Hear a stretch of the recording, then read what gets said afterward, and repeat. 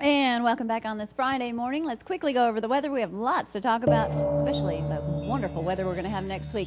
Possible chances of rain today. Actually, a couple showers out there this morning, but it looks like we're okay right now in Athens, so just keep an umbrella close. But we're hoping the rain's going to wait until it comes or makes it into the Athens area until 3 p.m. That's what it's looking like so far. High temperatures today of 82, low of 66, so just enjoy the weather. It's about 68, 69 degrees out there right now. Tomorrow, though, we do have rain in the forecast. Again, these are isolated thunderstorms, so just be expecting to see a pop-up shower here and there. And your extended forecast looks like Saturday, possibly Sunday, and then next week we are looking good. It's going to be absolutely beautiful. At least 4 days with no rain is what they're predicting so far. Of course, that can change. These, summer showers do happen. But I'm here in the kitchen with Greg and Lee, and we're making Greg talk a lot, and Lee's up here for moral support. How are you guys? Doing fine. How are you doing? Doing good. Now, I don't cook at all.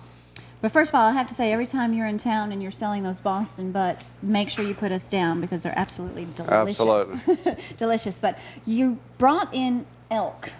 Elk tenderloin. Now, what does elk tenderloin taste like? It's actually better than... If you tell me tastes like chicken, I'm going to say eat chicken.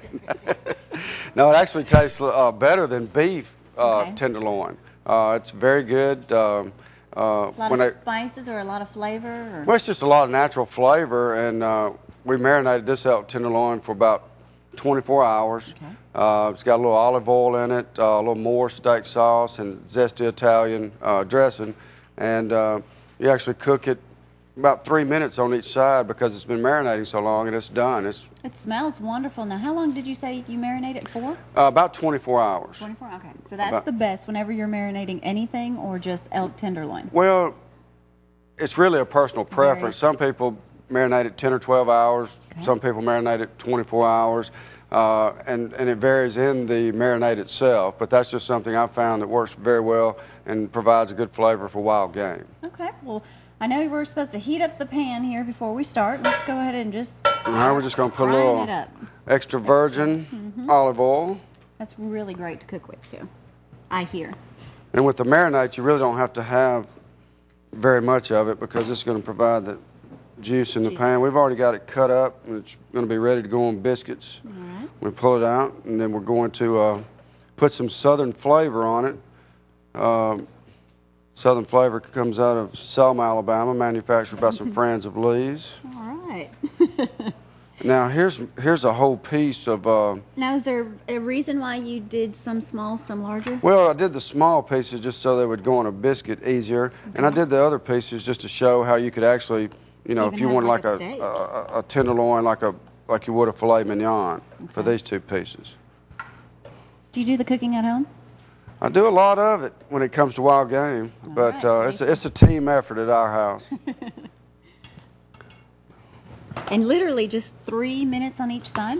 Right, because the longer you marinate something, like a lot of people marinate duck for a minimum of 48 hours, and it's basically probably already over halfway cooked just from being in the marinade.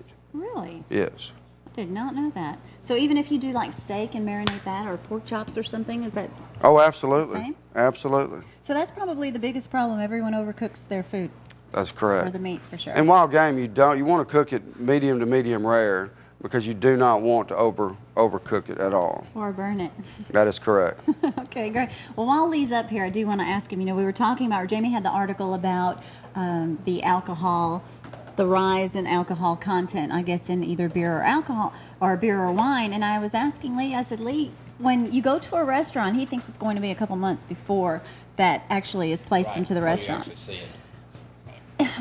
So that means if you go to a restaurant and you order a glass of wine or a beer after one drink, what happens? You're pretty much probably legally intoxicated, probably. It's just going to depend on exactly what the alcohol content is. You got any with you? Not with me. No. But I mean, everyone needs to be aware of that because you think you go to a restaurant, you eat a meal, you have a glass of wine, you think everything's fine. But, I mean, you have to be very careful now. That is correct. What are we doing? But you can buy it, of course, and take it home. But I did want to ask you, okay, I'll get off that subject, but I did want to ask you, as far as the cook-off, is it too late for people to, add a team? Oh, absolutely not. They could actually, up until They could actually even, we've had teams actually show up the day of the event and fill out their cook team form and actually cook in the event. So it's not too late. It's going to be a nice event. You know, we want the kids to come out. It's going to be a nice family event. There'll be hamburgers and hot dogs for the kids being cooked. There'll be, we've got one team cooking about 40 pounds of chicken wings for those who do not prefer wild game.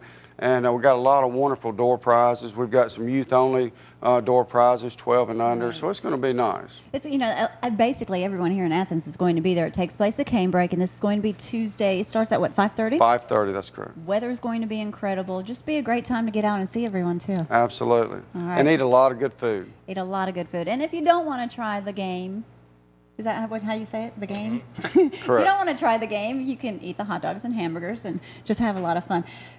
You have how many people entered into it to cook right now? We have approximately 18 cooking teams, and we've got a dessert team that's going to be providing a lot of wonderful desserts. Nice. The Athena League is doing that for us. Okay. And then the team that are cooking the hamburgers and hot dogs and chicken wings. And there's 3 different divisions, fish, fowl, and game. And these people take a lot of pride in their cooking. And what they're trying to do is actually win so they can go to the state cook-off in August. Okay, wonderful. Well, this is the first time it's going to take place in Athens, and is at Canebrake at 5:30 p.m. this coming Tuesday, so you won't want to miss that. Well, thank you very much. You did good. Thank you. You too, Lee. Thanks. We're going to take a quick break. When we get back, we're going to talk with Greg Crow, AAA. How's that go, Jamie? And also Brian Terry is here. And more with Chick-fil-A with Matthew Cowell. We'll be back right after this.